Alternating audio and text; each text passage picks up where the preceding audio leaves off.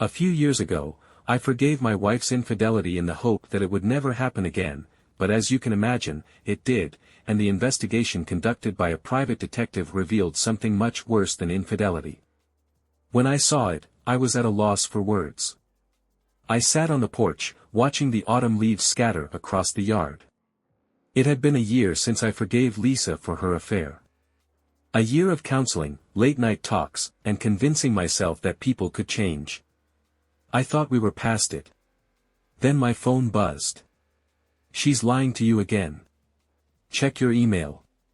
My stomach twisted as I opened the message. Attached were photos. Lisa at a hotel downtown.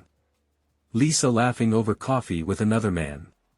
It wasn't just any man. It was Paul Simmons. Paul, my best friend. For a moment, I couldn't breathe. My mind scrambled for explanations, excuses, anything to make it make sense. But there was no mistaking what I saw. The way she touched his arm. The way they leaned in close. It wasn't over. I stood up, my hand trembling as I dialed Jared Glover, the investigator I'd hired the first time she cheated. "Jared," I said, forcing my voice to stay steady. "I need you to dig again. And this time. I want everything." Forgiveness was off the table now. When Jared called me back the next morning, I was already pacing the living room, trying to keep my thoughts from spiraling. I hadn't slept. How could I? Every time I closed my eyes, I saw the photos, the way Lisa smiled at Paul, the way she touched his arm like it was second nature. "Mark," Jared said, his voice calm but direct. "You sure you want to do this again?" "I'm sure." He sighed. "All right. I'll start with their phones and bank accounts. If they're sneaking around, we'll find out." As I hung up, I heard Lisa's car pull into the driveway. She walked in, her purse slung over her shoulder, smiling like nothing had happened. "Morning," she said, setting her keys on the counter. I forced a nod. "Morning." She poured herself a cup of coffee, humming softly. Watching her was surreal. How could someone lie so easily? A year ago, I would have believed her completely. Now, every movement seemed calculated. "Busy day?" I asked, keeping my tone light. "Yeah," she said, sipping her coffee. "I've got meetings all afternoon." "You?" "Same." We stood there in silence for a moment. I wondered if she could hear how hard my heart was pounding. She leaned in to kiss me before heading upstairs to get ready. I let her. As soon as she was out of sight, I grabbed my phone and checked my email. Jared had already sent me the first report. Unknown transfers. Hotel bookings. And a message from Jared. "It's worse than last time." I clenched my jaw, forcing myself to stay calm. I wasn't ready to confront her. Not yet. But it was only a matter of time before the cracks in her lies gave way completely. This time, I wasn't going to be caught off guard. I sat in my car, parked a few blocks from home, staring at Jared's email on my phone. "It's worse than last time." The words kept echoing in my head. I opened the report and scrolled through it slowly, my pulse pounding harder with every line. Lisa wasn't just sneaking off for coffee or booking hotel rooms. There were regular wire transfers to an account under Paul's name. Thousands of dollars, disguised as routine expenses, household repairs, business reimbursements. And then I saw it. A beach rental. 2 nights. Last month. My hands tightened around the steering wheel. Last month, Lisa told me she was at a conference in Chicago. I had no reason to question her at the time. She even FaceTimed me from the hotel room. But now I could see how carefully they'd planned it. I drove around aimlessly after that, trying to clear my head. But no matter where I went, my thoughts kept circling back to the same questions. Why Paul? Why again? Why lie after everything we went through? By the time I got home, the sun had set, and the house was quiet. Lisa was in the kitchen, chopping vegetables for dinner. The smell of garlic and onions filled the air, and for a moment, it felt painfully normal. "Hey," she said, glancing up with a smile. "You're home late." I forced myself to act natural. "Yeah, long day." She nodded, focusing on the cutting board. Her movements were relaxed, her expression calm. It made me sick. I watched her closely, looking for any sign that she felt guilty, any crack in her facade. But she gave me nothing. We ate dinner together at the table, making small talk like nothing was wrong. She asked about my work. I asked about hers. But beneath the surface, I could feel it, the lie sitting between us. Later that night, after Lisa had gone to bed, I called Jared from my office. "What else have you found?"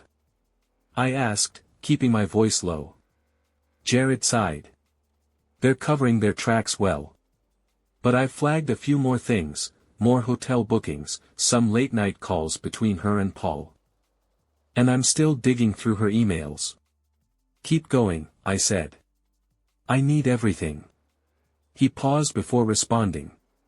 "Mark, are you sure you're ready for this? You know how messy it got last time." I took a deep breath, letting his words sink in. "I'm ready. I've already been through the worst." Jared didn't argue.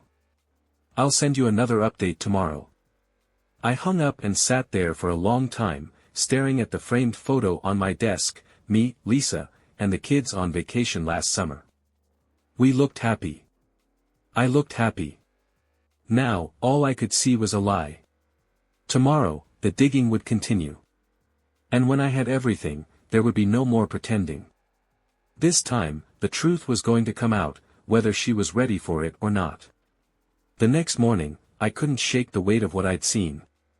Every time I looked at Lisa, the images from Jared's report flashed in my mind, Lisa walking into that beach house, smiling at Paul like he was the center of her world. She wasn't who I thought she was. We sat across from each other at the breakfast table. The kids were upstairs getting ready for school, their laughter echoing down the hallway. Lisa glanced at me over her coffee. "You're quiet today." I forced a smile.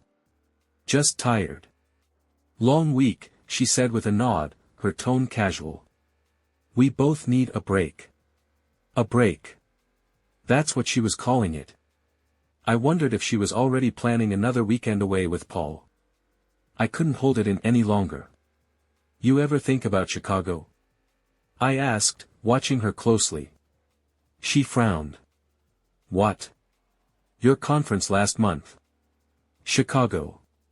Her expression didn't change, but I caught the slight hesitation. "Yeah." "Why?" "Just curious," I said, leaning back in my chair. "Seems like you've been traveling more lately." She shrugged, trying to keep it casual. "Work's been busy. You know that." I nodded slowly, tapping my fingers on the table. "And you never run into Paul on these trips?" That did it. Her face froze for a split second before she caught herself. "Paul?" she said, laughing nervously. "No, why would I?" There it is. The mask slipping. I leaned forward, my eyes locked on hers. "No reason. Just wondering how often you see him these days." Lisa stood abruptly, grabbing her mug and walking to the sink. Her back was to me, but I saw the tension in her shoulders. "Not much," she said quietly. "We're all busy." The silence stretched between us, heavy and suffocating. I stood, grabbing my keys. "I've got to head out."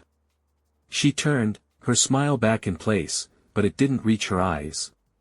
"Have a good day."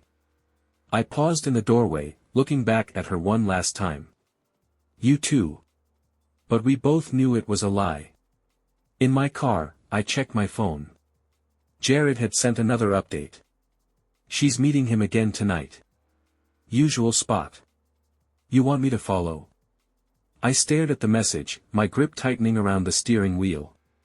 "No," I typed back. "I'll handle it myself." This time, I wasn't waiting for more evidence. I was going to see it with my own eyes. And when I did, there would be no more pretending. That night, I parked down the street from the Garden House, a quiet restaurant tucked away in a nearby town. It wasn't flashy or crowded, the perfect spot for two people trying to keep things discreet. I spotted Lisa right away. She walked through the front doors with that familiar confidence, her coat draped over one arm, her hair falling perfectly around her shoulders. And right behind her was Paul. He held the door for her, his hand resting on the small of her back as they walked inside. I gripped the steering wheel so hard my knuckles turned white. There it is. No more doubts. No more guessing. It wasn't in my head. I sat there, watching from the shadows as they took a table by the window. Lisa smiled at him, the kind of smile I hadn't seen in a long time. She leaned in, listening intently as Paul talked. Her hand brushed his across the table, and he didn't pull away. I should have been angry. I should have stormed in there and torn it all apart.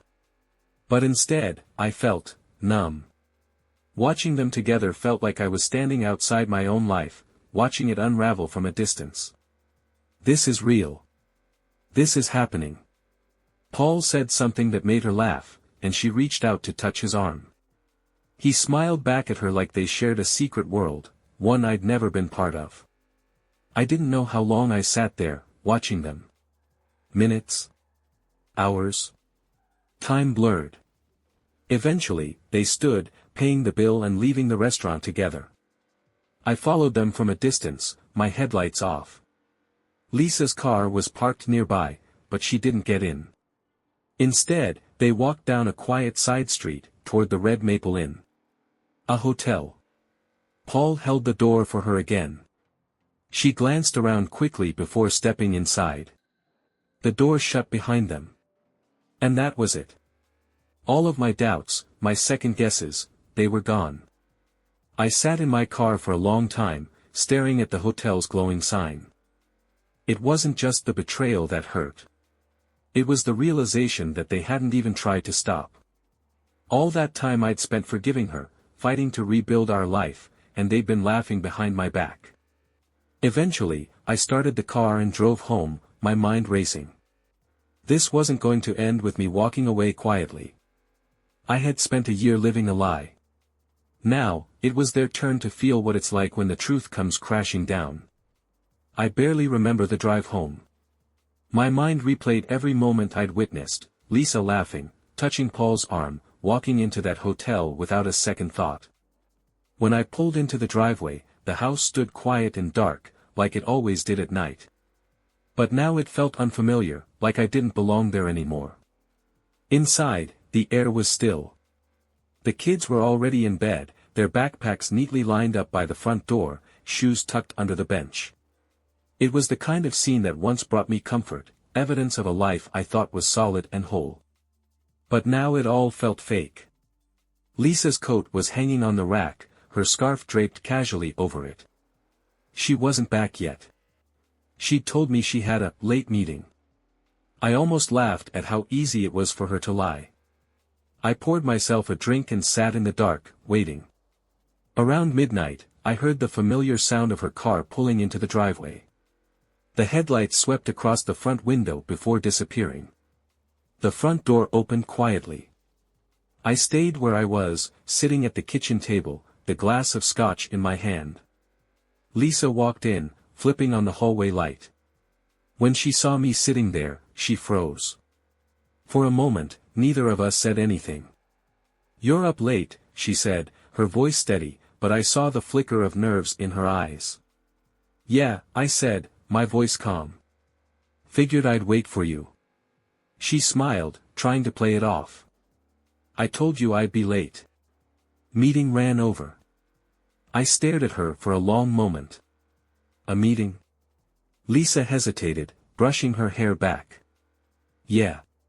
You know how it is." "I do." I took a slow sip of my drink, letting the silence stretch between us. "How's Paul?" Her entire body tensed. "What?" I leaned forward, setting my glass down on the table with a quiet thud. "I saw you." Her face went pale. "I saw you with Paul tonight," I said, my voice low and measured. At the restaurant. At the hotel. Lisa opened her mouth to speak, but no sound came out. She looked like she'd been hit by a truck. Go ahead, I said, gesturing for her to say something. Lie to me again. Tell me it's not what it looks like. Tears welled in her eyes, and she shook her head. Mark, please.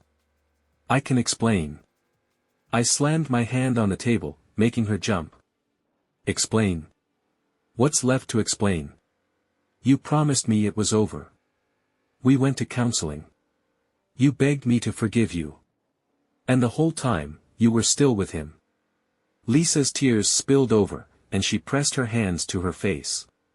It wasn't supposed to happen again. I didn't plan this. You didn't plan it? I said, my voice rising. You planned it tonight, Lisa. You planned the restaurant, the hotel, the lies. So don't stand there and tell me it just happened. She sobbed into her hands, but I felt nothing. Just empty. How long? I asked. She looked up, her face streaked with tears. What? How long have you been seeing him again? Her silence told me everything. Answer me, I said, my voice cold. Lisa wiped at her face. 6 months. 6 months. I nodded slowly, the reality sinking in. While I was here, trying to fix things. While I was raising our kids and believing we were getting better. You were sneaking off with him. She shook her head, desperate. It wasn't like that. Then what was it like? Lisa opened her mouth, but she couldn't find the words. I stood, grabbing my coat. I'm done. I'm not doing this again. Mark, wait, she begged, stepping toward me. Please. Don't leave. Let's talk. No, I cut her off. I've done enough talking. I've done enough forgiving. You've made your choice. I walked to the door, pausing only once to glance back at her. You're going to have to live with it now. And with that, I walked out, slamming the door behind me. I didn't know where I was going. All I knew was that I couldn't stay there anymore. I drove for hours that night, with no destination in mind. The streets were dark and quiet, just like my thoughts. The same question kept repeating in my head. How did I let this happen again? At some point, I ended up at a gas station off the highway. I parked, killed the engine, and just sat there, staring blankly at the dashboard. The anger had dulled into something heavier, something closer to exhaustion. I grabbed my phone and scrolled through my messages. Jared had sent another update earlier that I hadn't opened yet. Paul booked the hotel in his name. Looks like a regular spot for them. Want me to keep digging? I stared at the screen. Keep digging. What more did I need? I'd seen it with my own eyes. Still, I typed back. Yeah. I want everything. Because the truth wasn't enough anymore. I needed all of it. When I got back home, it was just after dawn. The house was silent. I walked inside, locking the door behind me. Lisa was asleep on the couch, curled up in a blanket. Her face was streaked with makeup, her eyes puffy from crying. For a second, I felt a pang of something, grief, maybe. Regret? It didn't matter. Whatever I felt, it wasn't enough to undo what she'd done. She stirred, opening her eyes as I walked past her toward the stairs.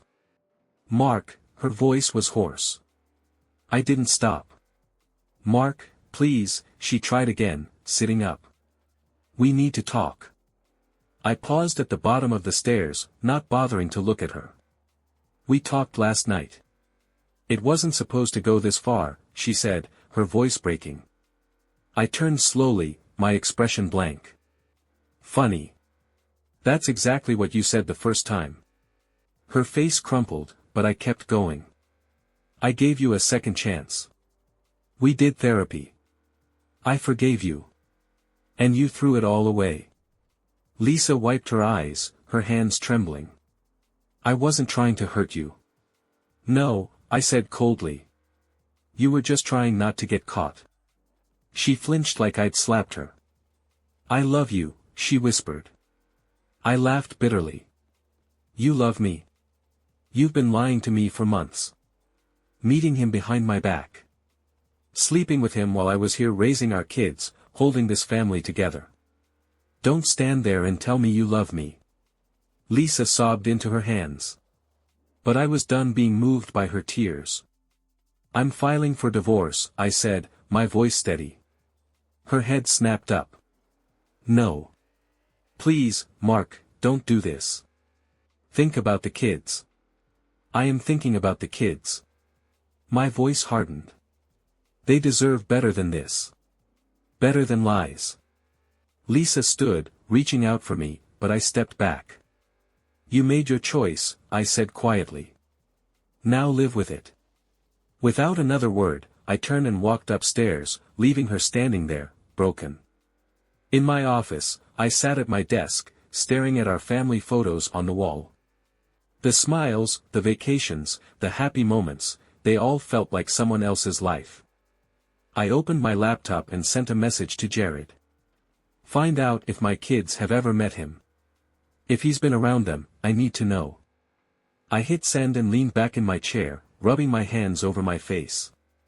Because that was my biggest fear now, that Paul had wormed his way into more than just Lisa's life. If he had, there'd be no forgiveness left. Not from me. 2 days passed in a blur. Lisa barely left the bedroom, and I avoided her as much as possible. The kids didn't notice anything was wrong, at least, not yet. I kept things normal for their sake, but inside, I was unraveling. Jared's reports kept coming. More hotel stays, more late-night calls. It was like watching a movie of my own life falling apart in real time. Then, on the third day, Jared sent me a message that stopped me cold. Mark, we need to meet. There's something you need to see, now. I didn't ask questions. I grabbed my keys and drove straight to the diner 2 towns over where we always met. Jared was already there, sitting in a corner booth, his face tense. When I slid into the seat across from him, he pushed a folder across the table without a word. I opened it, expecting more photos of Lisa and Paul. But what I saw wasn't that. It was a birth certificate. Paul's name was listed as the father. But the mother's name wasn't Lisa. It was Caroline Adams. My mother. I stared at the paper, my mind spinning. What the hell is this? Jared leaned forward, lowering his voice. I dug deeper into Paul's background. He's been tied to your family for a lot longer than you realize.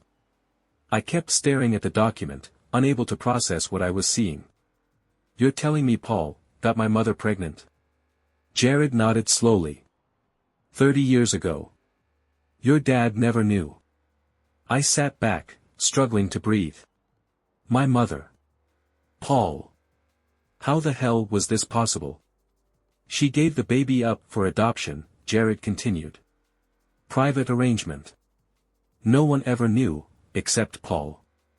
And from what I've found, it looks like he's been holding that secret over her ever since. My hands shook as I closed the folder. So. Paul's not just some guy sleeping with my wife. He's. Jared finished the thought for me. He's the father of your half-sibling. The room spun. The betrayal I thought I'd uncovered barely scratched the surface. This wasn't just about Lisa and Paul's affair. This went back decades. I thought of the money transfers, the strange financial transactions Jared had flagged. They weren't just payments between Lisa and Paul. They were payments from my mother. She's been paying him off, I said quietly. All these years, to keep the secret buried. Jared nodded. That's what it looks like. I sat back in the booth, my mind racing. Paul wasn't just a man who betrayed me with my wife. He wasn't just a liar, or a cheater. He was connected to my family's darkest secret. For my whole life, my mother had been hiding this. She paid him off to keep it quiet. And all the while, he was walking in and out of my life like it was nothing, like it was all just a game to him. The drive home was a blur. I kept replaying the moment I opened that folder, the birth certificate staring back at me like a slap to the face. When I walked through the front door, Lisa was waiting in the living room. She looked wrecked, pale, tired, eyes red from crying. "We need to talk," she said softly. I dropped the folder on the coffee table in front of her. "Yeah. We do." Her eyes flicked to the folder, and I saw the confusion turn to dread as she flipped it open. "What's this?" she asked, her voice trembling. "It's about Paul," I said, my voice cold. "Turns out, he's been part of my family a lot longer than you or I realized." She skimmed the birth certificate, her eyes widening with each word. When she reached my mother's name, her hands started shaking. "Oh my God," she whispered. "Yeah," I said, leaning forward. "Oh my God." She looked up at me, horrified. "Mark. I didn't know." I studied her carefully, trying to see if she was lying. "Didn't know what?" "That Paul was the father of my half-sibling. Or that my mother's been paying him off for years." Lisa shook her head frantically. "I swear, I didn't know any of that." For once, I believed her. But it didn't matter. The damage was already done. Because now, the truth was out. And none of us would ever be the same. The next morning, I couldn't sit still. My mind was racing with questions, and there was only one person who could give me the answers I needed. My mother. I hadn't spoken to her in weeks. She lived alone in the house where I grew up, a grand old place that now felt more like a museum of my childhood than a home. The thought of facing her, knowing what I knew, made my stomach turn. But I had to do it. I drove there without calling ahead. As I pulled into the driveway, I sat in the car for a moment, gripping the steering wheel. The birth certificate was in the passenger seat, the damning proof of the secret she'd kept buried for decades. "You need to hear it from her." With a deep breath, I grabbed the folder and headed up the steps. I knocked, the sound echoing through the quiet morning. It took a minute, but the door finally opened. My mother stood there, her silver hair pulled back neatly, her expression softening when she saw me. "Mark," she said with a surprised smile. What a nice surprise. It wasn't. "We need to talk," I said, my voice steady but cold. Her smile faltered. "Of course. Come in." We sat in the living room, the same room where she'd read me bedtime stories as a kid. Now, the air between us was tense, heavy with unspoken truths. I set the folder on the coffee table between us. "Do you recognize this?" She glanced at it, her brow furrowing. "What is it?" I flipped it open, revealing the birth certificate. Her eyes scanned the page, and when she saw her name next to Paul's, the color drained from her face. She looked up at me, her voice trembling. Where did you get this?" "Does it matter?" I said. "I want to know the truth." She pressed a hand to her mouth, shaking her head. "Mark, Don't lie to me," I cut her off. "Not now. Not after everything that's happened." Tears welled in her eyes, and for a moment, she looked like a different person, fragile, human. Not the composed woman who had raised me. "It was a long time ago," she whispered. I leaned forward, my voice sharp. "How long have you been paying him off?" Her eyes widened. "You know about that?" I nodded slowly. "I know everything, Mom. The transfers. The offshore accounts. You've been paying him to keep this quiet. Why?" She looked down at her hands, trembling in her lap. "I was young, and stupid. Your father and I were going through a rough patch. Paul was charming. I made a mistake. And when I got pregnant, I panicked. You never told Dad." She shook her head. "I couldn't. He would have left me." "So you gave the baby up for adoption," I said. "And Paul, what? He found out and decided to blackmail you?" Her face twisted with guilt. At first, he didn't know. But when he found out about the baby, he started showing up more often. I thought it was just guilt on his part. But then, he asked for money. I sat back, disgusted. And you just went along with it? What choice did I have? She whispered. I wanted to protect our family. I never thought it would go this far. I laughed bitterly. And now he's sleeping with my wife. Her head snapped up, her eyes wide with shock. What? Yeah, I said coldly. Lisa. Paul's been seeing her behind my back for months. My mother gasped, her hand flying to her chest.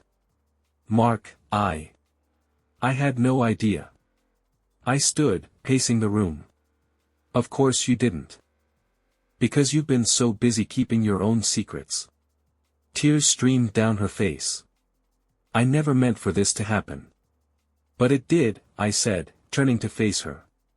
Because you didn't stop him. You let him get away with it. And now he's destroyed my life, too. She sobbed quietly, but I felt no sympathy. I grabbed the folder from the table and headed for the door. Mark, wait, she called after me. Please, don't let this tear us apart. I paused in the doorway, looking back at her. You already did that, I said quietly. And then I walked out, leaving her to sit with the wreckage of her lies. As I drove away, one thought kept running through my mind. Paul wasn't done. He'd taken money from my mother. He'd taken my marriage from me. What else did he want? I wasn't going to wait to find out. It was time to confront him. I parked outside Paul's office building, watching from the shadows. His sleek black car sat in the lot, as polished and arrogant as the man himself. I'd thought about calling him, demanding he meet me somewhere neutral, but no. I wanted him cornered. The weight of everything I'd learned pressed heavily on my chest. My mother. Lisa. The lies. I wasn't just here to get answers, I was here to end this nightmare. I stepped out of the car, gripping the folder with the birth certificate and Jared's reports. My heart pounded with rage-fueled clarity. There would be no more pretending, no more cover-ups. I was done being played. The receptionist looked startled when I marched through the doors without waiting to be announced. Sir, do you have an appointment? Tell Paul Simmons that Mark Adams is here. She blinked, unsure of how to respond, but before she could speak, Paul appeared in the hallway. He looked surprised to see me, but only for a second. Then, that smug smile I'd come to hate spread across his face. Mark, he said smoothly. What a surprise. Not half as surprising as what I've learned about you, I shot back, stepping into his office without waiting for an invitation. Paul followed me inside, closing the door behind us. What's this about? I tossed the folder onto his desk. Go ahead. Open it. He glanced at the folder, then back at me, his expression cautious. What's this? Your history, I said coldly. With my mother. With my wife. With my entire family. For the first time, I saw his mask crack. He opened the folder slowly, flipping through the pages. His eyes scanned the birth certificate, the financial records, and the photos Jared had taken. When he finally looked up, his smugness was gone. You've been busy, he said quietly. I'm done playing your game, Paul. My voice was steady, but my hands trembled with barely contained fury. You've been blackmailing my mother for decades. Sleeping with my wife. Laughing behind my back. It ends now. Paul leaned back in his chair, his expression hardening. What exactly do you want, Mark? You want me to apologize? Beg for forgiveness? He scoffed. You've already lost everything. No, I said, stepping closer. I haven't lost everything. But you're about to. He frowned. What's that supposed to mean? I've got all the proof I need to destroy you. Every payment. Every lie. I can take this to the police. The IRS. Your clients. Paul's jaw clenched. You wouldn't. Try me. The room was silent for a long moment. I could see him weighing his options, trying to figure out how to spin this in his favor. But he couldn't. Why? I asked, my voice breaking the silence. Why my family? Why me? Paul sighed, leaning forward. For the first time, he looked tired, older. Because your mother made me feel small, he said quietly. She made me feel like I wasn't good enough. When I found out she was pregnant, she shut me out. She didn't even give me a say. And your father? He had everything. The perfect family. The perfect life. So you decided to punish us? I said, disgusted. Paul shrugged. It wasn't about punishing you. It was about control. I wanted what your father had. What you had. And for a while, I got it. I shook my head. You're pathetic. He laughed bitterly. Maybe. But you can't undo what's already done. No, I agreed. But I can make sure you never do it again. I walked out of Paul's office without looking back. I didn't care what he did next. I had enough dirt to bury him, but that wasn't my focus anymore. I'd spent too long living in the wreckage of other people's lives. It was time to build something new, for myself, for my kids. When I got home, I found Lisa waiting for me in the kitchen. Her eyes were red, her hands shaking as she clutched a coffee mug. Did you see him? She asked softly. Yeah, I said, leaning against the counter. Lisa wiped at her eyes. I'm sorry, Mark. For everything. I stared at her for a long time. I believed she was sorry. But it didn't matter anymore. This is over, I said quietly. I'm filing for divorce. She nodded slowly, tears streaming down her face. I understand. And that was it. No more yelling. No more begging. Just two people standing in the aftermath of what they'd destroyed. Later that night, I sat on the porch, watching the autumn leaves scatter in the wind. For the first time in a long time, I felt something close to peace. I didn't know what the future would bring, but I knew one thing. I was done living in someone else's lies. It was time to start over. And this time, the truth would set me free.